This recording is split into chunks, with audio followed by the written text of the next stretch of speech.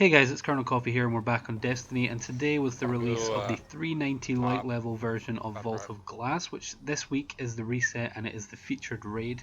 So this is the first time people are getting their hands on the revamped Vault of Glass, so I'm just going to give you a brief tutorial on the entire raid and the things that they've changed at certain parts and the different rewards and things like that. So I'm just going to jump straight into it for the first part, and I want to say that this part doesn't change at all. This is entirely the same. And the reason that they've kept this the same as they said in their own live stream is that they're going to have people running around or roaming around Earth, and they can, like, if you don't know this already, if you're roaming around Earth and people are starting this raid, you can interlink. For example, when we started this part, there was like a level 20 person trying to help us out. So we just they don't want them getting hit by really heavy enemies. So once you've opened the door, you want to progress down to this part. Now the only change about this chest is that it no longer contains ascendant materials. It has a legendary engram, perhaps some ammo synthesis, and this is where you'll get your Knuckles of AO item as well. And if you don't know what that is, it's basically a consumable that enhances the odds of you getting rare or more items from a certain part of the raid. It's up to you which part you want to use it on, but it only works for one part. So what you want to do is progress a little bit further down this pathway and you'll find the new chest that they added with Age of Triumph. Now this chest is an exotic chest. I've seen 2 people get an exotic from it, so make sure you come this way every time. Now you just want to follow the path the way I go to get to the next part, which is the Templar. So if you're unsure or you've never been this way before, just watch this video and go exactly where I go and you'll be fine. It basically takes you above where the Templar is, and then you just jump straight down. It's that easy. So the next part is the confluxes. Now there's no real change that they've done to this other than the fact that they've put up some new barriers on the 2 large pillars. They've also blocked it so that you cannot stay up top here, so if your teammates jump down and start the fight, you will have to join allies. And there's all the other like high ledges and stuff as well you cannot go to. They've patched all that, so they're basically forcing you to stay on the ground and do the fight the way it was always intended. So I'm just going to speed this up because it's basically straightforward and they haven't changed any of the mechanics of this. So as always, you defend the first conflux, which is in the middle, and then when that's done it will summon legions and you have to defend a bunch of enemies. Now the other change that they've done here, like I said before, is that you can't go up high, so you really have to kill and keep yourself safe on the ground for this part. Now once you've done the first pillar, you want to then defend 2. Now there's one on the left and one on the right, so I would recommend maybe splitting up 2 and 2 and then 2 in the middle, just defending all those adds, or 3 and 3, whatever is comfortable in your group. And then on the third phase, you're going to have to defend 3 confluxes, 1 left, 1 right and 1 middle. So we usually keep maybe 2 on each side. It doesn't really matter so long as you can hold your own and make sure that they don't get any sacrifices on the confluxes. Now once you have defended all 3, it will summon legions for a final time, kill all the adds and just basically survive. You can see here that most of us died here and 2 people were alive at the end, so we still got the win. And it's pretty straightforward after that. Now the next part is oracles. Now I'm not sure if there was always a checkpoint here, but there is a checkpoint now for oracles, and they've also changed it a little bit and it's a lot easier. They have changed it in the way that before this was like a 12-minute fight or something. You would shoot like 1 set of oracles, then you would shoot up to 7 waves of oracles, and now I think there's only 4 waves. Now the one thing that's different is that the oracles spawn in a lot quicker, and they're also a lot tougher as well. So unless you have the actual raid weapons with the oracle disruptors, so basically the first time you're going through this you're going to struggle unless you've got people in there who've already beat it. But you just spread your team out. Usually just stick to the same method, 2, 2 and 2, and take out the oracles as fast as you can. Now like I said, it's now 4 waves or so instead of 7, and it seems, this is not guaranteed, but it seems like it spawns more and then decreases each wave, because it definitely feels a lot easier and it's definitely a lot quicker. Now the only thing that I will say for this fight is that you want to have at least maybe 1 or 2 people focusing on snipers, because they really do hurt and they will kill you quickly. So that's one thing that we kind of struggled with until we got the strategy down. So just make sure that you kill the oracles because they spawn in fast, and make sure somebody takes care of the snipers. Now we get to the first new challenge mode, which is the Templar. Now this is basically what everyone expected it to be. It's just kill the Templar without him teleporting. So we found this out a long time ago, that if you killed him without teleporting you would spawn a new chest. Now I have to confirm that the chest no longer spawns at the bottom if you kill him in one go, so avoid that, but you still have to kill him in one go without teleporting to get the challenge mode complete. So let me explain how to do that. The best method is to have 2 titans with 2 defender bubbles. That way, whenever you see the red ring, which basically indicates where he's going to teleport to next, you have one titan put their bubble and have a teammate stand inside the bubble. If the titan who put the bubble down stands inside, he will get damaged. So if you put the bubble down, have a teammate stand inside it and they'll be safe.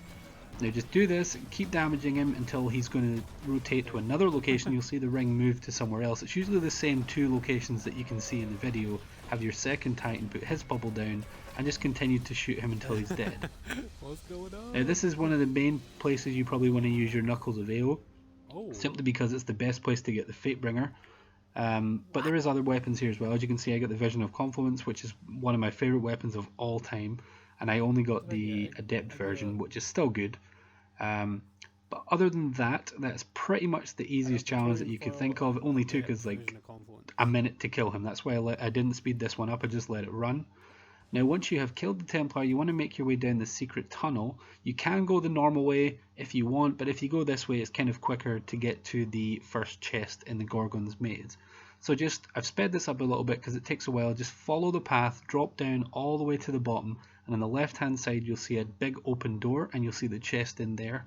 Now I sped this up a little bit because one of my teammates lagged out and had to join back, so I just had to lure him and help him get back to where the chest was so that he could get a chance at the exotic as well.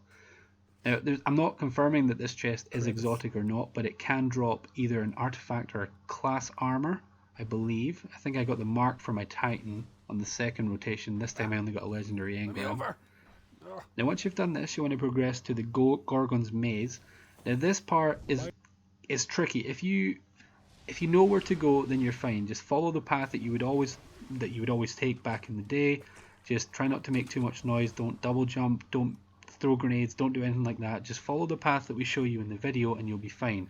Now in the book there's a challenge to kill all Gorgons in the Vault of Glass 390 raid. Now this is extremely difficult because they have a ton more health than they did in the olden days. So if you want to do this, you probably want to have 6 people with swords, or you want to have a few golden guns with Celestial Nighthawk or something like that, because they take so much damage, and each one you kill increases the health of the rest of them, so it is really, really tough. Now if you get through the Gorgons Maze and you just progress a little bit further, you will come to the jumping puzzle. Now the only thing that they've changed about the jumping puzzle is that they basically wanted it to go the way they always intended. They've designed these platforms to jump across way back in the day, and people never used them. They just used their supers, or they would just glide across from one side to the other. Now they've patched a little bit of this. They put a little block on it somewhere, but if you're standing in the right angle, you can still jump all the way across. So they kind of failed at that. But when you get all the way across and you get to here, we will do the Gatekeeper fight. Now there's only one thing different about the Gatekeeper fight, and that is that there is now a third relic. Now this third relic will spawn only after you kill the Gatekeeper. So let me explain the strat for this fight. So this is basically the same method you'll use for Atheon. You want to have 3 people on the right and 3 people on the left. One person from each side is going to stand in the ring or on top of the pillar so that they can open the time gate.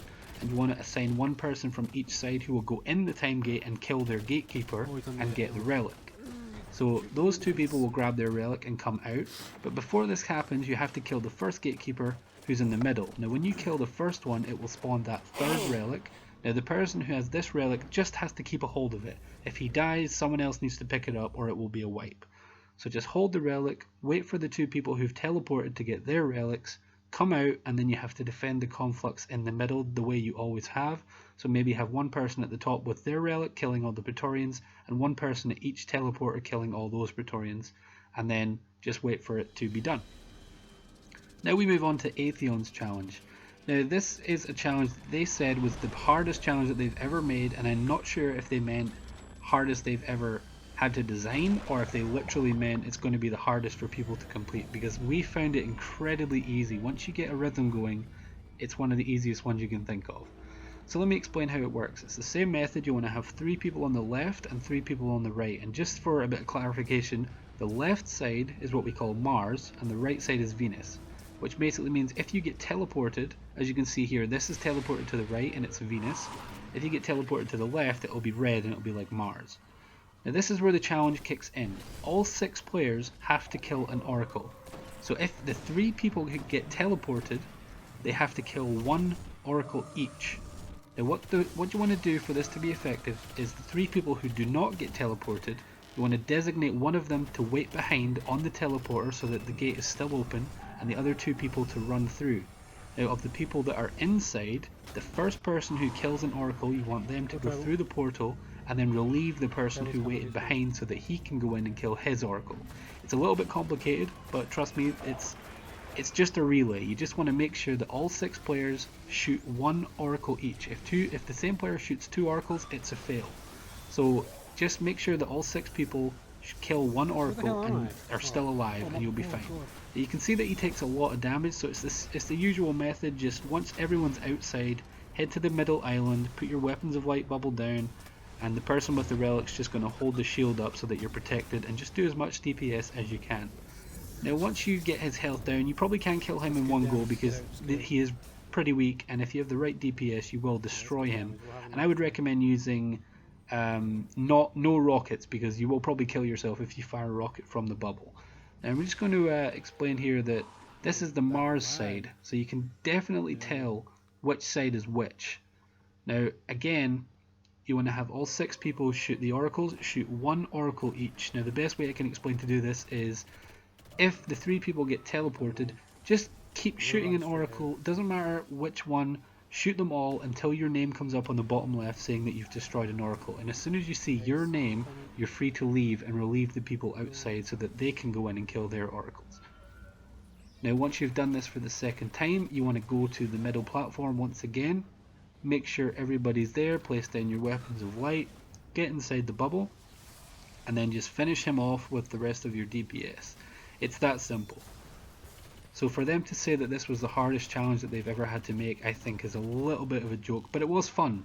That's the main thing that I wanted. It was definitely a lot more fun than just the normal raid. It gave it a little bit more challenge, and it gives everybody a role. And I think it's also made it so that you cannot do this without 6 people, or at least 3 as usual. So it's good. They've done a good job on it. I think it's definitely a lot more fun than Crota's End. But other than that, guys, this has been the 390 Vault of Glass. I hope you guys enjoyed the video. I'm just going to line up all my team here. I want to say a big thanks and a shout out to Overkill Shot, Friend of Lucifer, Iceman, Solo Native, and Tribal, and of course myself. Now we finished this raid about 2 hours after the release, so I think we were pretty quick, and we all got some good rewards as well. So we'll probably see you next week with the 390 King's Fault.